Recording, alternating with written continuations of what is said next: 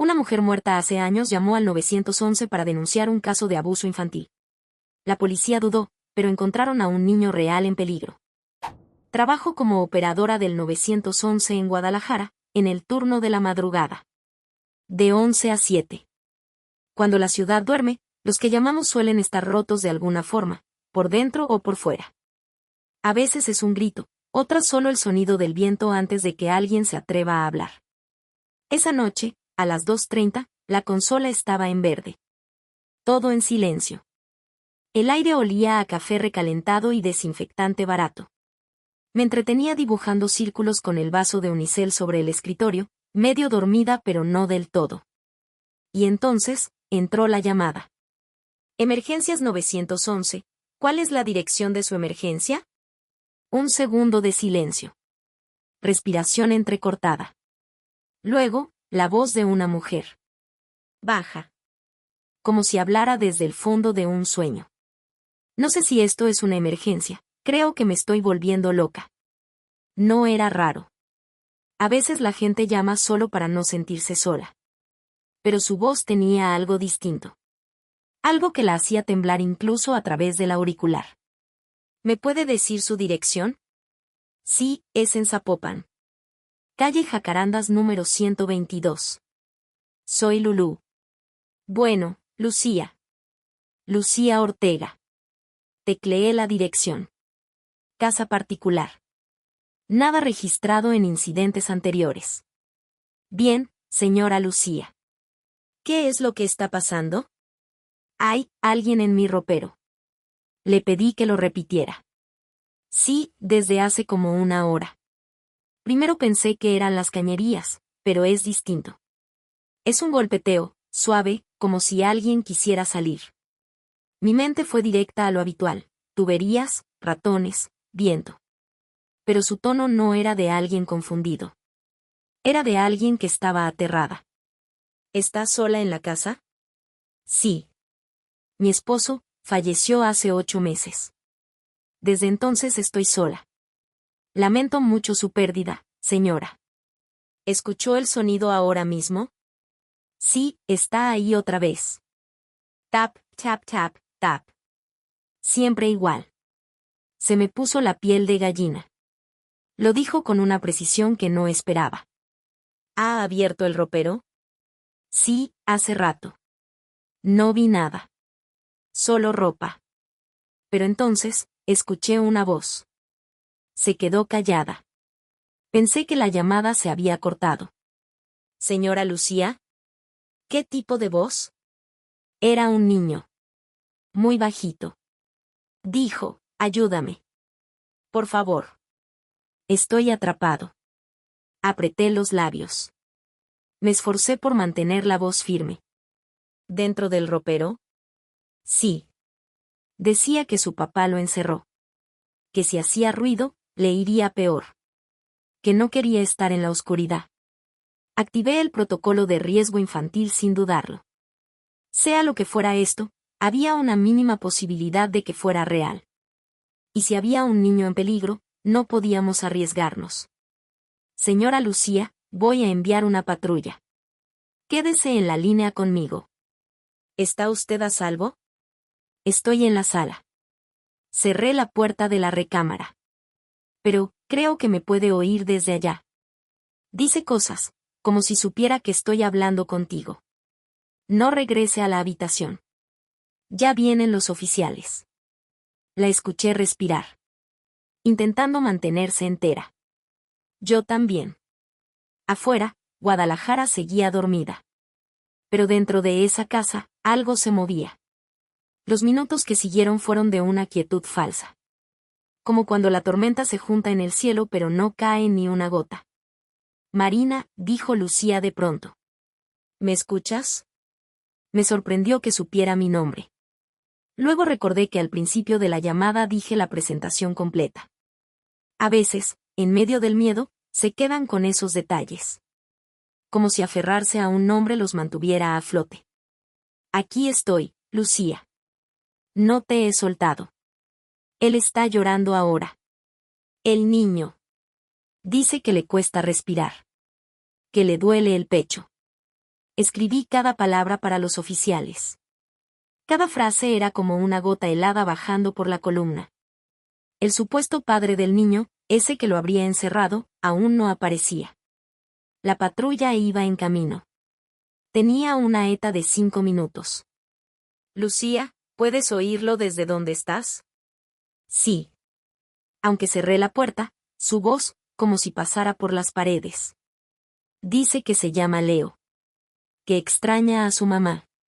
Que su papá se pone muy enojado cuando él llora. No parecía un delirio. Su tono, su respiración, los silencios, eran de alguien atrapado entre el miedo y el deseo de ayudar. ¿Estás en la sala aún? Sí. Estoy mirando por la ventana. Hay poca luz, pero ya casi llegan, ¿verdad? Sí, Lucía. Ya casi. Quédate ahí. En ese momento, la radio vibró con la voz del agente. Unidad 017, ya en el 122 de Jacarandas. Hay un sujeto masculino abriendo la puerta. Dice ser el propietario. Mi piel se tensó. ¿Dijo cómo se llama? Antonio Gutiérrez. Vive aquí con su hijo. Niega que haya alguna señora llamada Lucía Ortega en el domicilio. Mi mano se congeló sobre el teclado. Revisé de nuevo. La dirección era correcta. Todo encajaba. Lucía, dije, más suave. La patrulla ya está. Pero dicen que un hombre salió a recibirlos. Dice que él vive ahí. Con su hijo. Y que no hay nadie más. Eso no, se quedó en silencio unos segundos. No puede ser. Estoy viéndolos desde la ventana. Está la patrulla justo enfrente. Ellos están en la banqueta. ¿Cómo que no estoy? Voy a hablar con ellos, tranquila. Marina, esta es mi casa. La compramos Salvador y yo hace años. Él murió. Pero esta sigue siendo mi casa. Respiré hondo. Le pasé el dato a la gente. Oficial, la señora Lucía Ortega dice que vivía aquí con su esposo Salvador, ya fallecido. Copiado. El señor Gutiérrez dice que compró la casa hace 3 años. Venta por sucesión. Dueño anterior, Salvador Ortega. Y entonces, el silencio se volvió otra cosa. Una presencia densa entre el auricular y mis manos. Un nombre viejo. Una casa que cambió de manos. Pero Lucía aún allí. Marina, susurró. Salvador murió hace 8 meses. Yo estuve con él. No hace 3 años. Lucía, ¿me escuchas? Pero ya no me hablaba a mí. Murmuraba hacia sí misma. Como alguien que empieza a entender que lo que llama realidad ya no obedece a las mismas reglas. Y entonces volvió la voz del niño. Lejano. Suplicante. Ayúdame, por favor, me duele. Lucía lloraba en silencio. Y yo, en el centro de despacho, temblaba. Oficial, dije al radio, la señora Ortega afirma que está viendo la patrulla desde su ventana. Dice estar en la sala, con la puerta cerrada. ¿Puede verificar si hay señales de que alguien más esté dentro? Una pausa. El agente respondió con cautela. Negativo, central. Ninguna señal visible. Gutiérrez sigue firme, vive aquí solo con su hijo. Nos deja pasar hasta la entrada, pero no más. Mi mano se aferró al auricular como si pudiera sujetar el equilibrio de todo con los dedos. Lucía, dije, ¿puedes ver al hombre desde donde estás? No claramente. Solo su silueta. Está hablando con ellos en la puerta. Pero... Marina, este es mi hogar. Ese hombre no debería estar aquí. Voy a quedarme contigo, ¿de acuerdo? Ella respiró hondo, como quien intenta quedarse entera un minuto más. Después de que murió Salvador, no salía de la recámara. Me costaba dormir. Me quedaba sentada en la cama horas. Miraba la puerta del ropero. A veces, pensaba que oía algo. Pero nunca como esta noche. Le pregunté cómo era la habitación. Es la del fondo. Segunda planta. Piso de madera. El ropero está frente a la cama. De cedro. De esos antiguos, con espejo. Transmití la descripción. Central, informó el agente, el sujeto dice que su hijo duerme en esa recámara. Que no quiere que lo despertemos. Se está poniendo nervioso. Insistan. Es un protocolo de bienestar infantil. Lucía susurró. ¿Y si no estoy viva, Marina? Me quedé inmóvil. ¿Qué dices? Si Salvador murió hace 3 años, y vendieron la casa, entonces yo, ¿cuándo dejé de estar? Lucía, estás hablándome. Te escucho. Estás aquí. Pero nadie me ve. Pasaron por enfrente. Estaban a 1 metro. Y nada. Como si fuera aire. Oficial, interrumpí, necesitamos ver al niño. El reporte original indica posible abuso. La fuente fue clara, con detalles específicos. Copiado, Central. Vamos a insistir. Hubo un largo silencio en la radio. Luego, una voz distinta. Más apretada. Central, acabamos de oír un ruido arriba.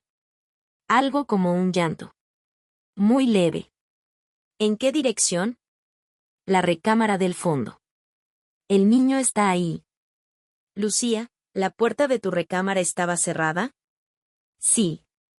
Cuando salí, la cerré con llave. Por miedo. Oficial, el cuarto está cerrado con llave. Ella afirma haberlo cerrado. Procedemos a forzar entrada si no hay respuesta. La estática llenó por un segundo el canal. Luego, gritos, pasos, madera golpeada. Policía. Abra la puerta. Y finalmente. Estamos dentro. El niño está aquí. Mi respiración se detuvo. Está en el ropero. Vivo. Temblando. Dice que tiene miedo. Lucía lloró. No de miedo, no aún. Era otra cosa. Algo más hondo. Se llama Leo. Era real. Sí, Lucía. Era real. Tú lo salvaste. Pero nadie me ve. No me oyen. Caminaron por donde estoy. Como si no existiera. Yo no sabía qué decir. Solo sabía que un niño respiraba gracias a ella. Y que algo en su voz se deshacía. En la línea, Lucía ya no hablaba con claridad. Su voz se iba deshilando, como hilo húmedo entre los dedos. Están en mi casa, pero no me ven, no sienten que estoy aquí. Intenté sostener mi tono, aunque dentro de mí todo se sentía torcido. Lucía, estás aquí conmigo. ¿Me escuchas? Sí, pero cada vez más lejos. No de ti, sino de todo. Por la radio, el oficial Gutiérrez confirmaba. Central, el niño está a salvo. Se llama Leo, 7 años. Está desorientado. Presenta signos de desnutrición leve y trauma psicológico. Lo llevamos con los paramédicos. ¿El padre? Resistió. Ya está bajo custodia. Dice que no era para tanto. Está completamente fuera de sí. Tomé aliento. Un niño salvado. Eso era lo que contaba, ¿no? Pero entonces, miré el número desde el que Lucía había llamado. Una línea fija. Antigua. Registrada en ese domicilio a nombre de Salvador Ortega y Lucía Ortega. Cancelada oficialmente desde hacía casi 3 años. ¿Cómo fue que entró la llamada? Lucía, dime exactamente dónde estás en este momento. En la sala. Al lado del ventanal. Pero, algo cambió. Es como si el color se estuviera yendo. Las cosas se ven, desteñidas. Como cuando un sueño empieza a romperse. Su voz tembló. El viento, lo oyes, ¿verdad? Escuché. Muy bajo. En su línea, un silbido suave, constante. Como aire colándose por rendijas olvidadas. Sí. Lo oigo. No hay ventanas abiertas, Marina. No hay viento en esta casa. Pero lo escucho.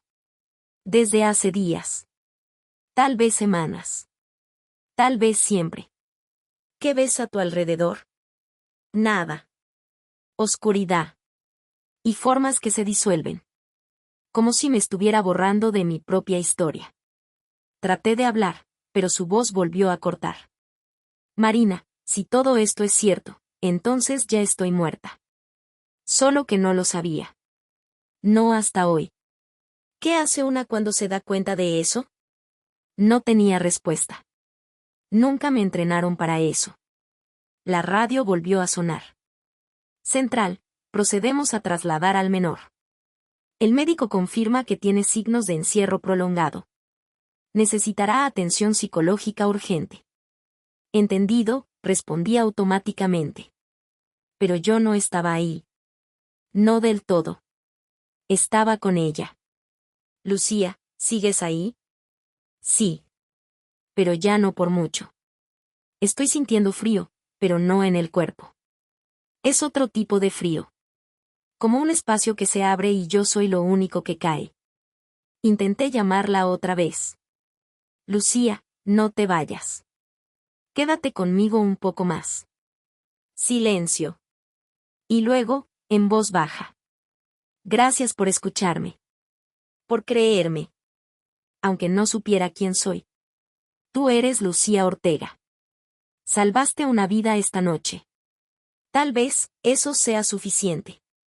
Y entonces, un chasquido. Como una línea que se tensa y rompe. La llamada se cortó. Redial. Timbre. 1. 2. Conexión. Solo viento. Suave. Constante. Como un suspiro que no termina. Me quedé con el auricular en la mano mucho después de que el sonido se desvaneció. Aún tenía la línea abierta, esperando que volviera. Que dijera una palabra más. Algo. Pero no. Solo ese viento hueco. Silbando como a través de una botella vacía.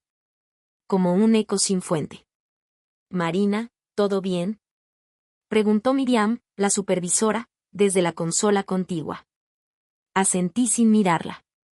Guardé la grabación de la llamada. La etiqueté como prioridad nivel 1. Aunque ya sabía que eso no explicaría nada. Porque ¿cómo pones en papel que alguien que no existe salvó a alguien que sí? Volví al sistema y revisé el número de teléfono. Era fijo, de Telmex. Cancelado 3 años atrás. Ningún registro reciente. No debería haber podido marcar. Apreté las manos en el regazo. Aún temblaban. Pensé en Lucía. En su voz temblorosa. En cómo dijo que todo se veía desteñido. En cómo nadie la veía. En cómo preguntó, como si de verdad lo necesitara saber, ¿qué hace una cuando se da cuenta de que está muerta? No lo sé, Lucía. No lo sé. El parte que redacté esa noche fue frío, como todos, menor rescatado de situación de encierro. Sospechoso detenido. Intervención exitosa gracias a llamada anónima. No mencioné el viento. Ni la voz.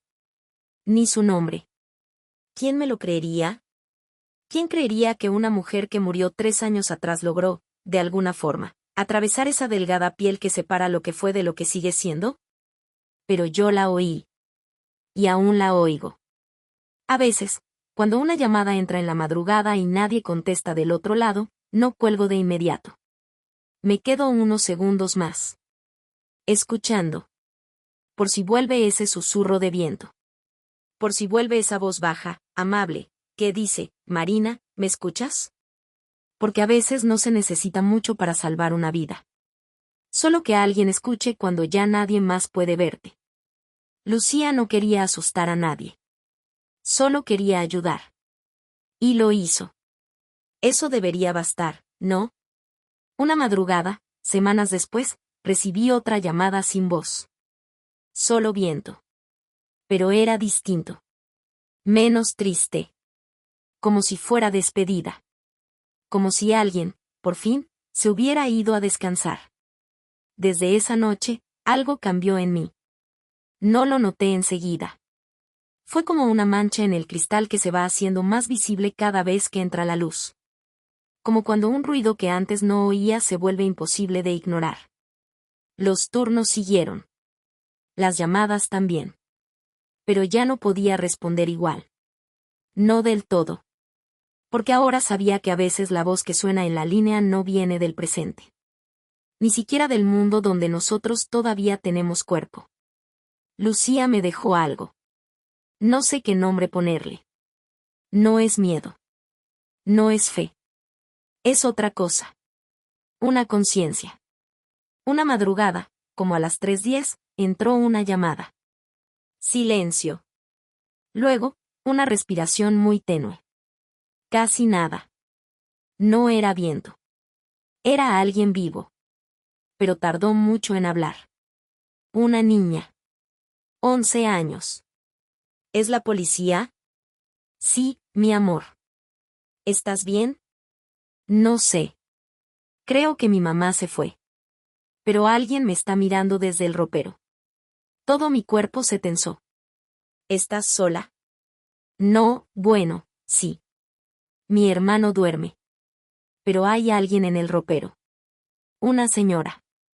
Tragué saliva. ¿Qué hace esa señora? Solo me mira. Está parada ahí, quieta. No dice nada. ¿Puedes describirla? Tiene el cabello largo y gris. Está vestida como de antes. Como las abuelitas de las novelas. Pero está triste. Creo que llora. No tiene lágrimas, pero se ve que llora. Mi voz salió baja, casi sin querer. ¿Te da miedo? No.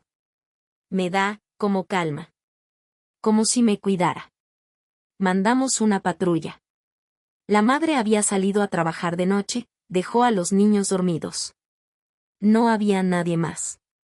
No encontraron huellas, ni señales de entrada forzada. Nada. La niña, cuando los agentes llegaron, solo dijo: ya se fue. La señora ya no está. Me dijo que solo quería asegurarse de que yo estuviera bien. Hay cosas que no están en el manual. Cosas que no tienen casilla en el sistema. Pero una noche, hace tiempo, una mujer que ya no debía existir me llamó para salvar a un niño. Y desde entonces, a veces, otros niños sienten que alguien los cuida desde la oscuridad. Yo sigo aquí. Contestando llamadas. Tomando reportes. Guardando silencio sobre ciertas cosas. Pero cuando escucho el viento en la línea, ya no me parece vacío. Pienso en Lucía. Pienso en cómo terminó su historia. O quizá no terminó. Solo cambió de forma. A veces, cuando cierro los ojos unos segundos entre llamadas, juro que oigo su voz. Muy bajita, muy lejos. Gracias, Marina. Por escucharme. Por no colgar. Y yo, sin saber si lo digo en voz alta o solo con el corazón, contesto. Gracias a ti, Lucía. Por quedarte un poco más.